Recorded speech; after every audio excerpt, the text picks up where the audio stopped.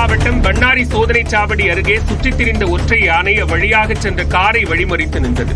சத்தியமங்கலம் புலிகள் காப்பக வனப்பகுதியிலிருந்து யானைகள் அவ்வப்போது தண்ணீர் தேடியும் உணவு தேடியும் சாலைகள் மற்றும் விளைநிலங்களில் உலா வருவது வழக்கம். அந்த வகையில் பண்ணாரி சோதனைச் சாவடியில் உலாவிய யானை அவ்வழியாக வந்த காரை வழிமறித்து குறுக்கே அங்கும் இங்குமாக நடந்து சென்றது.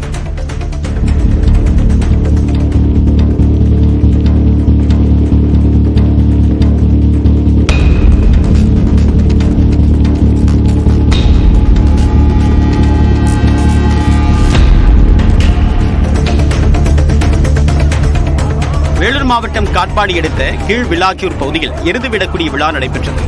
ஓடு பாதையில் நின்று வழிமறைத்த இளைஞர்களை தாண்டி 150க்கும் மேற்பட்ட காலையில் இலக்கை நோக்கி சீறி பாய்ந்ததை பொதுமக்கள் கண்டு களித்தனர்.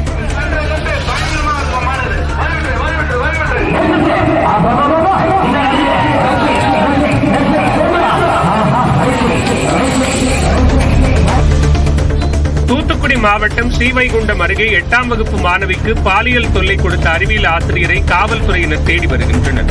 பணிக்க நாடார் குடியிருப்பில் உள்ள அரசு உதவி பெறும் மேல்நிலைப் பள்ளியில் பணியாற்றும் ராமன் தனது மகளுக்கு பாலியல் தொல்லை கொடுத்ததாக மாணவியின் தாய் காவல் நிலையத்தில் புகார் அளித்தார். இதன் அடிப்படையில் ஆசிரியர் ராமன் மீது போக்சோ சட்டத்தின் கீழ் காவல்துறையினர் வழக்கு பதிவு செய்துள்ளனர்.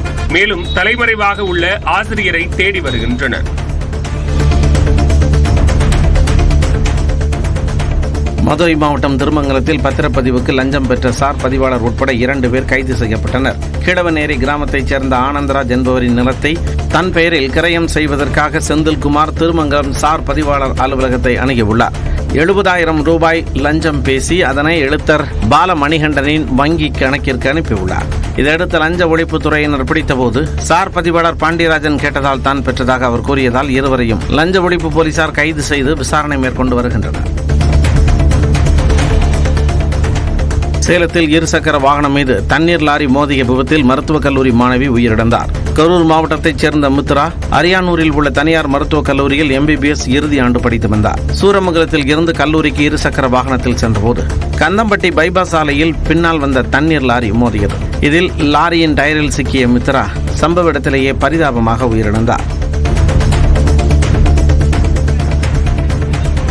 விருதுநகர் மாவட்டம் சாத்தூரில் தீப்பெட்டி தொழிற்சாலையில் தீ விபத்தால் பரபரப்பு ஏற்பட்டது. சாத்தூர் நடராஜா தியேட்டர் இருந்த இடத்தில் தற்போது தீக்குச்சியில் மருந்து கலக்கும் தொழிற்சாலை செயல்பட்டு வருகிறது. தீக்குச்சியில் மருந்து கலக்கும் இயந்திரத்தில் மின் கசிவு காரணமாக தீப்பிடித்ததாக கூறப்படும் நிலையில் 20க்கும் மேற்பட்ட தொழிலாளர்கள் உடனடியாக வெளியேறினர். தீயணைப்பு துறையினர் 1 மணி நேரம் போராடி தீயை அணைத்தனர். நெல்லை மாவட்டம் வீரவநல்லூர் அருகே இரு பிரிவினரிடையே ஏற்பட்ட மோதலில் 5 பேர் வெட்டி கொலை செய்யப்பட்ட வழக்கில் 4 பேருக்கு இரட்டை ஆயுள் தண்டனை விதிக்கப்பட்டது. 2009ஆம் ஆண்டில் அத்தாளநல்லூரைச் சேர்ந்த சின்னத்துறை தரப்பினருக்கும் மாயாண்டி தரப்பினருக்கும் இடையேயான தகராறில் அடுத்தடுத்து 5 பேர் வெட்டி கொலை செய்யப்பட்டனர். இந்த வழக்கில் 13 பேர் கைது செய்யப்பட்ட நிலையில் 4 பேர் விசாரணையின் போது உயிரிழந்தனர். விசாரணை முடிவடைந்த நிலையில் பெரியகுட்டி, துரை, கருத்தப்பாண்டி, நயினார் ஆகிய 4 பேருக்கு தலா இரட்டை ஆயுள் தண்டனை, மீதமுள்ள 6 பேருக்கு ஆயுள் தண்டனை விதித்து நீதிமன்றம் பரபரப்பு தீர்ப்பளித்துள்ளது. ஜப்பானில் தனது உணவகத்துக்கு குறைவான ஸ்டார் கொடுத்த வாடிக்கையாளர்களை தேடி கண்டுபிடித்து ஹோட்டல் உரிமையாளர் மிரட்டியுள்ளார். டோயோஜிரோ என்ற ஹோட்டல் குறித்து சிலர் ஆன்லைனில் கடுமையான விமர்சனங்களை பதிவிட்டிருந்தனர். இதனால் ஆத்திரமடைந்த அந்த ஹோட்டல் உரிமையாளர் விமர்சித்தவர்களின் கணக்கிலிருந்து புகைப்படங்களை எடுத்து இன்ஸ்டாகிராமில் பகிர்ந்துள்ளார். அவர்களை கண்டுபிடித்து தந்தால் 58,000 ரூபாய் என அவர் அறிவித்தார். மேலும் 2 வாடிக்கையாளர்களை அவர் மிரட்டிய நிலையில் இதற்கு எதிர்ப்பு வந்ததால் பின்னர் மன்னிப்பு கோரினார். கன்னியாகுமரி மாவட்டத்தில் மேற்கு தொடர்ச்சி மலை அடிவாரம் சுங்காங்கடை பகுதியில் காட்டுத்தீ பரவியுள்ளதால் குடியிருப்பு வாசிகளுக்கு அச்சம் ஏற்பட்டுள்ளது. மலையடிவாரத்தில் செயல்படும் அரசு உதவி பெறும் மகளிர் கல்லூரியில் உள்ள காய்ந்த மரங்களும் எரிந்து வருவதால் கல்லூரிக்கு 2 நாட்கள் விடுமுறை அறிவிக்கப்பட்டுள்ளது. நாகர்கோவில் தீயணைப்பு வீரர்கள் தீயை அணைக்க போராடி வருகின்றனர். திருப்பூர் மாவட்டம் உடுமலைப்பேட்டை அருகே குடியிருப்பு பகுதியில் சுற்றித் திரிந்த 15 அடி நீள மலைப்பாம்பு பிடிபட்டது. ஏலையமுத்தூரில் ஆடு மாடுகளை மேய்ச்சலுக்கு அழைத்துச் சென்றவர்கள் மலைப்பாம்பு கண்டு வனத்துறையினருக்கு தகவல் அளித்தனர். சம்பவ இடத்திற்கு வந்த வனத்துறையினர் மலைப்பாம்பை பத்திரமாக மீட்டு ஆனைமலை புலிகள் காப்பக பகுதியில் விடுவித்தனர்.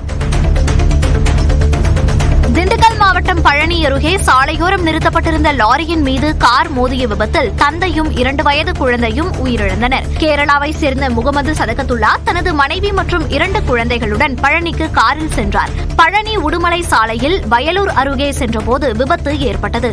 இதில் காரை ஓட்டி வந்த முகமது சதகத்துல்லாவும் 2 வயது குழந்தையும் சம்பவ இடத்திலேயே உயிரிழந்தனர். அவரது மனைவியும் மற்றொரு குழந்தையும் பலத்த காயமடைந்தனர். ஒரிசா மாநிலம் பூரியிலிருந்து சென்னை சென்ட்ரல் ரயில் நிலையத்திற்கு வரவேண்டிய ரயில் சூலூர்பேட்டை ரயில் நிலையத்தில் 2 மணி நேரத்திற்கு மேலாக நிறுத்தப்பட்டது. திருவள்ளூர் மாவட்டம் கும்மிடிப்பூண்டி ரயில் மார்க்கத்தில் பொன்னேரி கவரப்பேட்டை ரயில் நிலையங்களுக்கு இடையே பராமரிப்பு பணி நடைபெற்று வருகிறது. நிலையில் பூரி சென்னை சென்ட்ரல் விரைவு ரயில் 2 மணி நேரத்திற்கு மேலாக சூலூர்பேட்டை ரயில் நிலையத்தில் நிறுத்தப்பட்டதால் பயணிகள் அவதியடைந்தனர். திருச்சி உறையூர் கமவல்லி நாச்சியார் கோயிலில் சொர்க்கவாசல் திறப்பில் திரளான பக்தர்கள் கலந்து கொண்டு சாமி தரிசனம் செய்தனர். 108 திவ்ய தேசங்களில் 2வது இடமான கமலவல்லி நாச்சியார் கோயிலில் அம்பாளுடன் பெருமாள் பக்தர்களுக்கு காட்சியளிக்கிறார். ஸ்ரீரங்கம் ரங்கநாயகி அம்பாளுக்கு நடப்பது போன்று 10 நாள் திரு அத்தியான உற்சவம் நடைபெற்று பக்தர்கள் சாமி தரிசனம் செய்வர். திருவாய்மொழி மண்டபத்தில் தங்க பல்லக்கில் வீதி உலா வந்த சாமியை பக்தர்கள் சாமி தரிசனம் செய்தனர். விருப்பு வெறுப்புகளை மறந்து அனைவரும் ஒற்றுமையுடன் செயல்பட்டால் 2026 ஆட்சியை பிடிக்கலாம் என வி.கே. சசிகலா தெரிவித்தார். மதுரை மாவட்டம் முசலம்பட்டியில் முன்னாள் முதலமைச்சர் ஜெயலலிதாவின் பிறந்தநாள் விழாவையொட்டி நலத்திட்ட உதவிகள் வழங்கும் நிகழ்ச்சி நடைபெற்றது. இதில் கலந்து கொண்டு பேசிய சசிகலா சிலந்தி கதை ஒன்றை சொல்லி ஒற்றுமையுடன் இருந்தால்தான் வெற்றி பெற முடியும் என கூறினார்.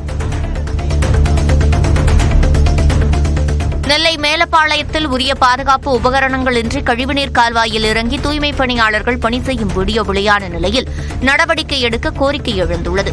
டெண்டர் விடப்பட்டு தனியார் நிறுவனம் மூலம் தூய்மைப் பணிகள் நடைபெற்று வரும் நிலையில் உரிய பாதுகாப்பு உபகரணங்களை அந்நிறுவனம் வழங்குவதில்லை என கூறப்படுகிறது.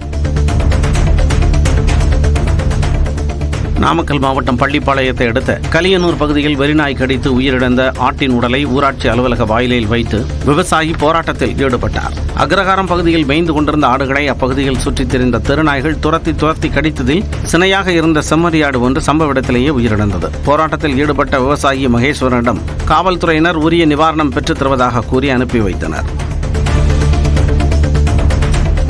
ராமநாதபுரம் மாவட்டம் பரமக்குடி அருகே மேலப்பெருங்கரை கிராமத்தில் மின்கம்பிகள் உரசியதில் 1 ஏக்கர் கரும்பு தோட்டம் தீக்கு இரையானது. தகவல் அறிந்து விரைந்த தீயணைப்பு வீரர்கள் 1 மணி நேரம் போராடி தீயை அணைத்தனர். விளைநிலங்களில் தாழ்வாக செல்லும் மின்கம்பிகளால் அடிக்கடி தீ விபத்து ஏற்படுவதாக அப்பகுதி மக்கள் குற்றம் சாட்டியுள்ளனர்.